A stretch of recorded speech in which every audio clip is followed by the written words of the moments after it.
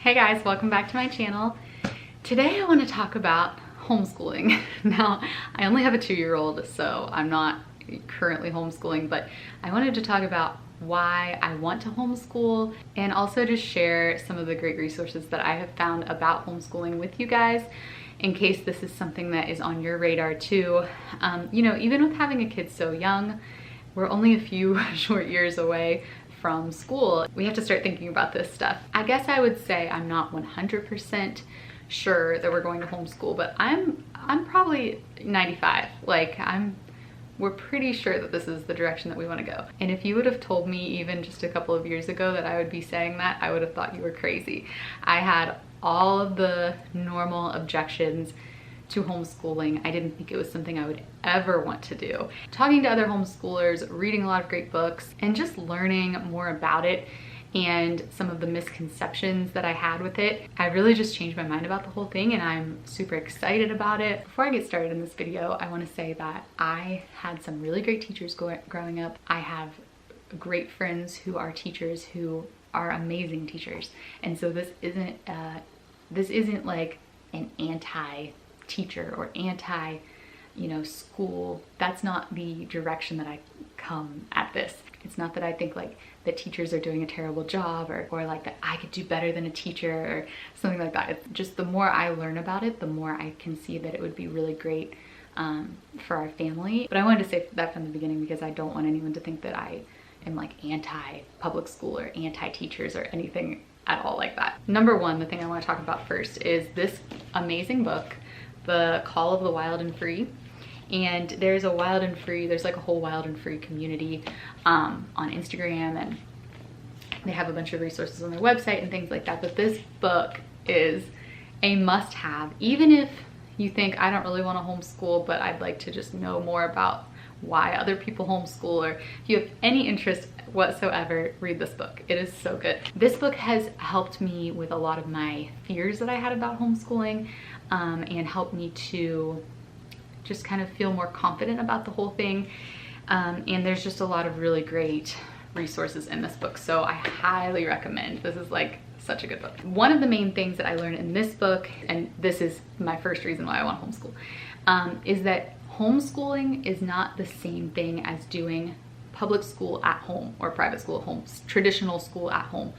It's a totally different thing. So I thought like homeschooling would be the same schedule as regular school, like 8ish to 3ish, and you've just got to have your kids sit there and give them worksheets and teach them just like you teach in school with a chalkboard. I just assumed that's what homeschooling was, doing school, regular school at home.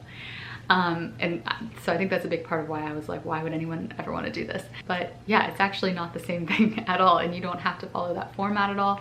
Something that was really interesting to me is that most homeschooling families, they just do school in the morning. They just do from like 8 to 12 or 9 to 12 or whatever, and just until it's done. So that's one example. But also, they don't even have to have a desk. You don't have to have a chalkboard. You don't have to do anything like that. A lot of people homeschool just on the dining room table or just wherever they're comfortable, and all kids are different, which I'll get to that topic in a second. You can do it any which way. You don't have to follow any of the norms of a regular traditional school. So that's the first thing.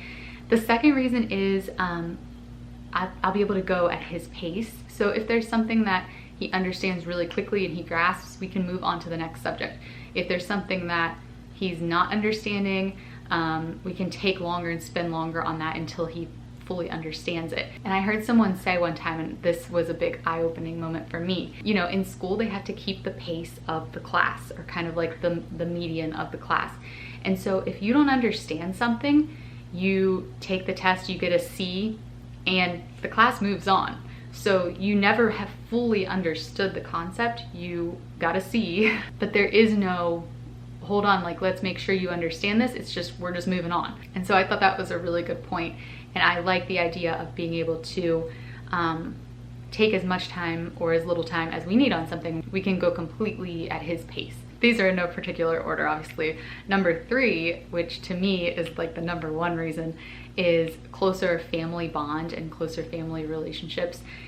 Every single homeschool mom that I have talked to or listened to online or read books about or whatever, they talk about how close their family is. You know, that makes sense because you're around each other all day, and not that you're like stuck with each other and can't go do anything on your own or can't go hang out with other friends or anything like that, but you know, the family is together all the time and the siblings are together all the time. They're not separate throughout the day in their different classrooms and things like that. So I just love the idea of having a family that's super, we all love that idea, but having a family that's super close and that like works together.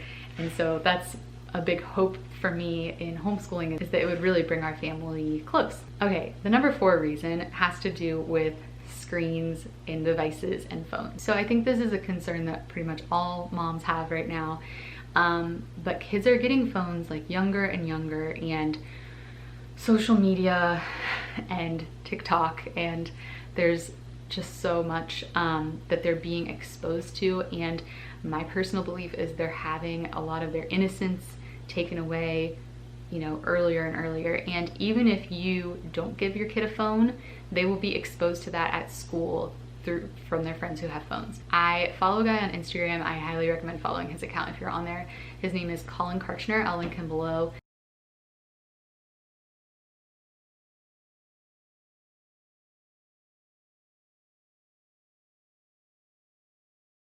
He talks all about the dangers of smartphones for kids. Shocking. I mean, you think the kind of the obvious things like, oh, their attention span isn't as good, or they're distracted all the time.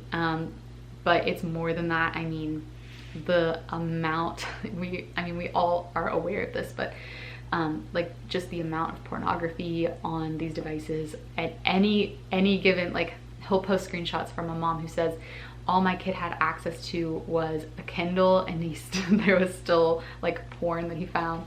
And it's not about like trying to shelter your kids or keep them in a bubble their whole life, but the time that we're living in now, the amount of, you know, terrible things that our kids can be exposed to is unlike anything ever before in history. You know, I mean, it's different from a kid finding like a Playboy magazine.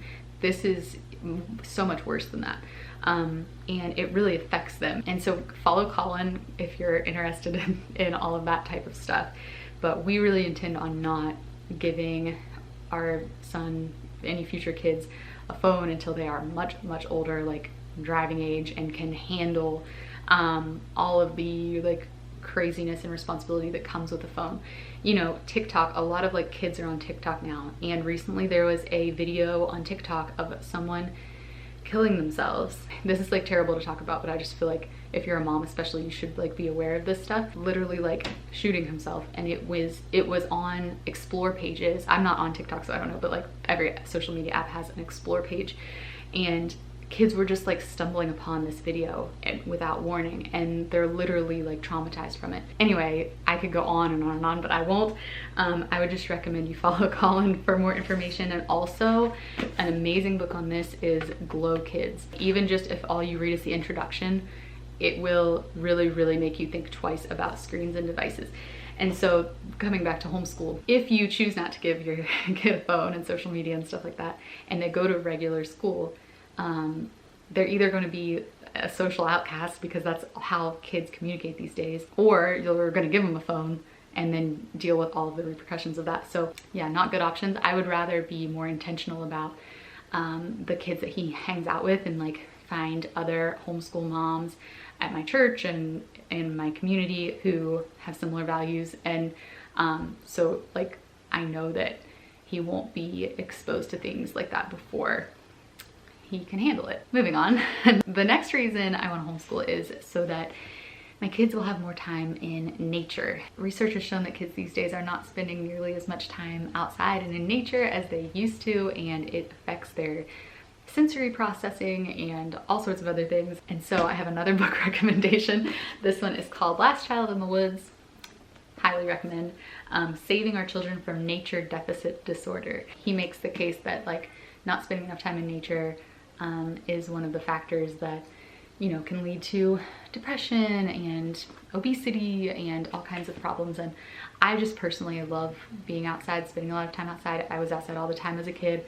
I think it's so good for kids. I realize like some kids are more indoorsy than others, and that's totally fine, but I just think like most kids love being outside. And like I said before, if we can do kind of just school in the morning and then have all afternoon to play outside, I just think that would be a great benefit. The number 6 reason is so that I can tailor the material to his interests. I think that a big part of what makes school boring for kids is that, the examples that are used are things that the kid is not interested in. So, I don't know what he'll be interested in as he gets older, but if I was doing this right now, like his main passion is vehicles and cars, excavators and all of that type of stuff.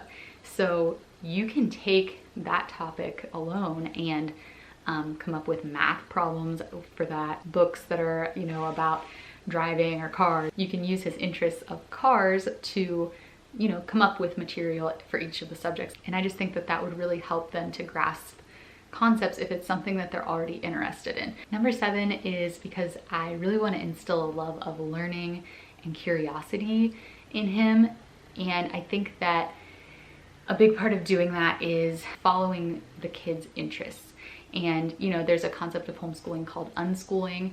And I don't know that I will go completely unschooling, which is kind of like you don't really follow a curriculum. The kid, it's more child-led, but I do definitely want to have an element of that in the way that we homeschool. I think, of course, I haven't done it, so I think it's kind of one of those things. It's kind of like parenting. Like you think you know how you want to do things, but when you're in the moment, things change. So I don't actually know for sure, but I definitely want to have an element of following his interests. And if we're outside and he comes across some type of animal, finding information on that animal and what that animal eats, what their life cycle is like, or things like that, and having that be the next lesson that we do together.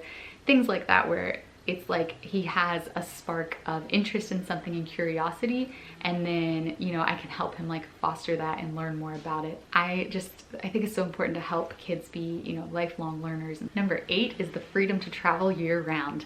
I just think that sounds so amazing, and it's so cool. Like if you want to take a trip at any random time of the year as a family, you can do that. And we're excited about the idea of, going to Washington, D.C., or going to Civil War battlefields, or going to museums and art museums and things like that together as a family.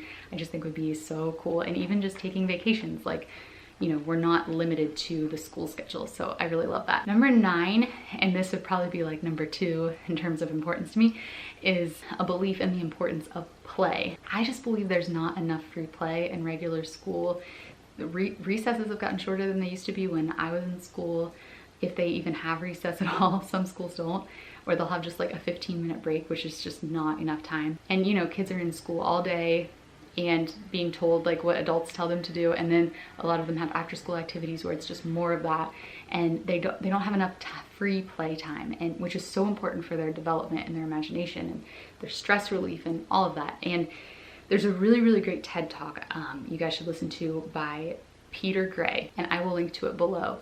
But he talks all about like the importance of play for little kids. It's huge, and that really is a big motivator for me. I personally just don't think kids have enough free time to just be bored, be creative, come up with a game on their own. And number 10, this is kind of like a tricky one for me to explain, but there's another book that I read.